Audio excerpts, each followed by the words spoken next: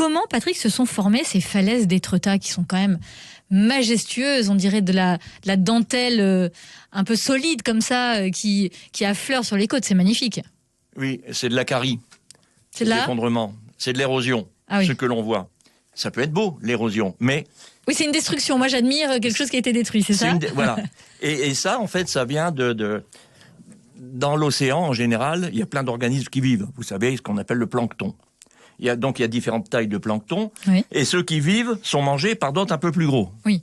Et par exemple, il y a des espèces de minuscules crevettes qui font 1 millimètre, qui mangent des organismes beaucoup plus petits, qui sont des petites algues, qui ont un squelette en calcaire. Oui.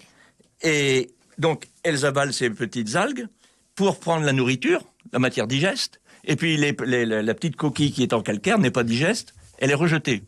Elle est rejetée sous forme de petites boulettes qu'on appelle des pelotes fécales. En français, c'est des petites crottes, quoi. Et l'accumulation de ces crottes, c'est ça qui a fait le sédiment.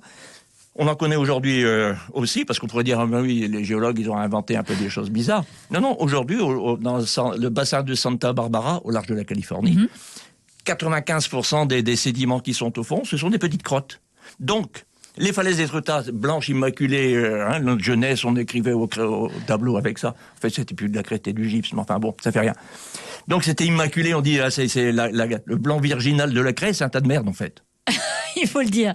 C'est beau, mais c'est un tas de merde. Mais ça paraît, parce que c'est quand même immense, quoi. C'est-à-dire que c'est un tas de caca qui s'est formé sur des millions d'années ?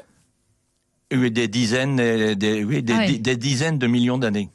Je m'étais amusé à faire le calcul en prenant une petite crotte, en prenant l'épaisseur, il y a à peu près 110 mètres, et en savoir combien il y avait, sur une seule verticale, combien il y avait de centaines de millions de petites crottes. Oui. Mais ça, non, j'ai oublié les chiffres. Je n'ai pas réussi le calcul. Minute Papillon sur France Bleu, Sidonie Bonnec.